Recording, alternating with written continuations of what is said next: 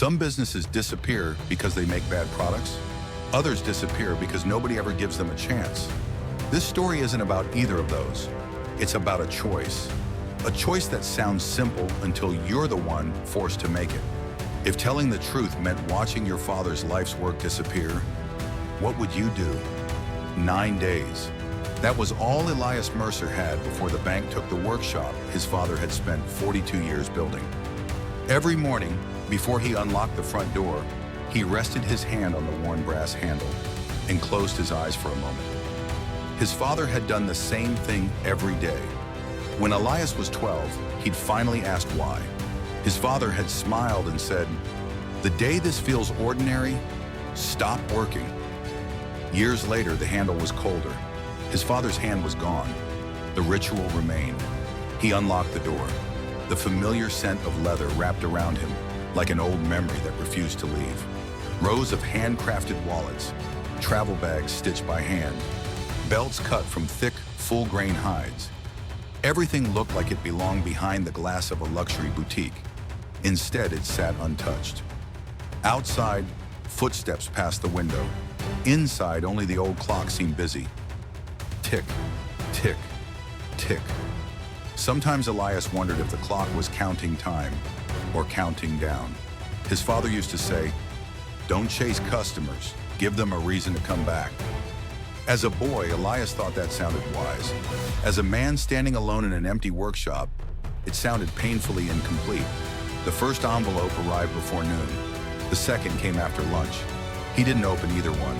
Instead, he lifted his father's old wooden toolbox, slid the letters underneath it, and gently lowered it back into place, as if the weight of the toolbox could somehow hold back reality. It never did. Friday afternoon, he called everyone together. No speeches, no rehearsed optimism. Just 5 cups of coffee slowly losing their warmth around a scarred wooden table. No one reached for theirs. A young craftsman finally looked up. "So," he forced a smile. That didn't survive the sentence. "Should I order more leather for next week?" Silence. The oldest employee lowered her eyes. She'd worked beside Elias's father for nearly 3 decades. She already knew the answer. Elias looked around the room. One employee had a daughter waiting for surgery. Another had finally saved enough for the first payment on a small house. These weren't payroll numbers. These were people whose futures quietly rested inside this workshop. He swallowed. "I'll find a way." Nobody replied, not because they believed him, because they wanted to. That hurt even more. After everyone left, the workshop felt larger than usual. Silence has a strange way of making empty rooms feel endless. Elias sat beneath the hanging work lamp, finishing a leather travel bag. Every stitch landed exactly where it should.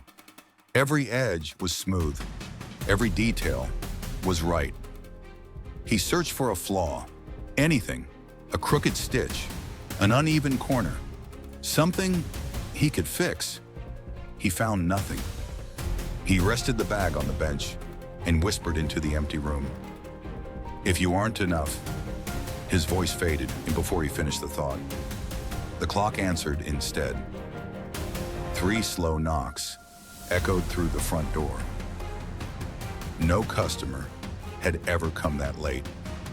When Elias opened it, a delivery driver stood outside, beside a sealed wooden crate. "Mercer Workshop?" "Yes. Already paid." There has to be some mistake. The driver checked the label, shrugged, and slid the crate inside. "Looks right to me." Then he left. Inside the crate sat expensive imported leather. Elias had never ordered. On top was a small handwritten note. 7 words. "For the customer with exceptional taste." No signature, no explanation. Elias read the sentence again, then folded the note and placed it in his pocket. He stood there for a long time, not because he understood it, because he didn't. The next morning, Two strangers stepped into the workshop. "We finally found you." "I'm sorry?" "The craftsman making pieces for that private collector." Elias frowned. "I think you've mistaken me for someone else." The visitors exchanged amused glances. One leaned closer and smiled. "Don't worry, we wouldn't tell anyone." Before Elias could answer, they bought 2 travel bags and left. By lunchtime, 3 more customers arrived. By evening, 11. Each carried a different version of the same story. An anonymous collector, a foreign investor, a retired billionaire. No 2 stories matched, only one detail. Nearby, the young craftsman laughed while showing photos of his daughter to the others. Orders covered every table. Hope had quietly returned. Elias looked down. The folded newspaper was still in his hand. He folded it again, then placed it back into his pocket. The phone remained silent. Weeks passed. The newspaper stayed with him every morning. He unfolded it every evening. He folded it again. Some days he carried it to the phone. Other days he carried it all the way home. Each time he imagined the same sentence: "There is no mysterious customer." Each time he imagined what might follow: canceled orders, empty benches, 4 families, wondering what happened. His father's workshop, silent once more. He never made the call. The silence became heavier than the newspaper.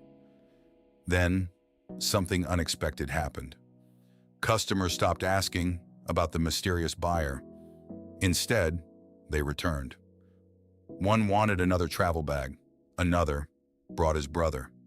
Someone mailed back a wallet with a handwritten note. "It survived 6 years. Can you repair it?" Elias smiled for the first time in weeks. They weren't chasing a rumor anymore. They were returning because of what they had experienced. Still, the newspaper remained folded inside his pocket, as if reminding him that unanswered questions don't disappear simply because life improves. Months later, the town organized a celebration for the workshop.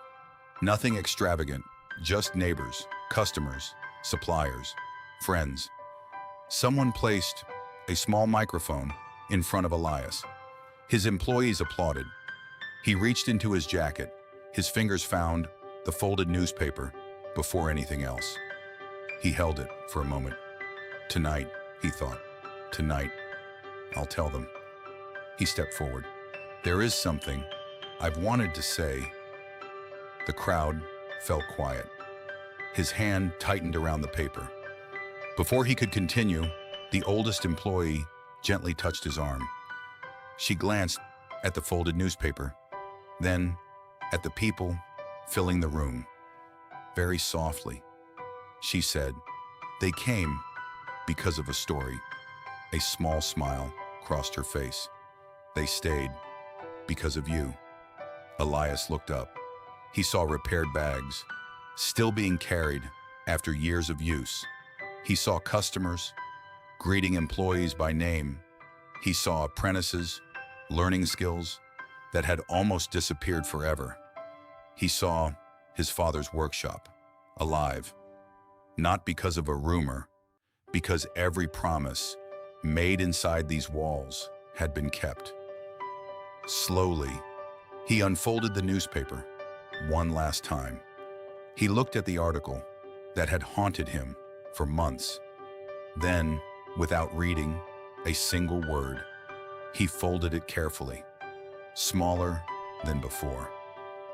He slipped it back into his pocket, not to hide it, to let it go. He stepped to the microphone. His voice was calm. "Thank you." He paused, searching the room instead of the paper. "For giving this workshop a future my father would have been proud of." The applause arrived quietly, at first. Then, all at once, not for a legend, not for a mysterious customer, for a craftsman who never stopped keeping his promises. Years later, visitors still asked whether the famous customer had ever existed. The employees would smile. No one's ever met them. Maybe that was true. Or maybe the first customer was never a person at all. Maybe it was simply the fragile reason someone needed to open a forgotten door for the very first time. Everything that happened after that was earned. And if you had been standing where Elias stood with one folded newspaper in your pocket and someone important had discovered Elias Mercer. Within days, the workshop sounded alive again. Scissors cut leather, needles moved, boxes filled the packing table. For the first time in years, laughter drifted through the room. One afternoon, the youngest craftsman quietly walked over. "My daughter's surgery." He stopped, his eyes filled, before the words did. "They gave us a date." Elias smiled. Neither of them said anything else. There wasn't anything else to say. That night, as he locked the workshop, he unfolded the small note again. For the customer with exceptional taste, he stared at it until the letters blurred, then folded it carefully, once, twice, and slipped it back into his pocket. A week later, the mystery solved itself. A local newspaper ran a small article about the workshop.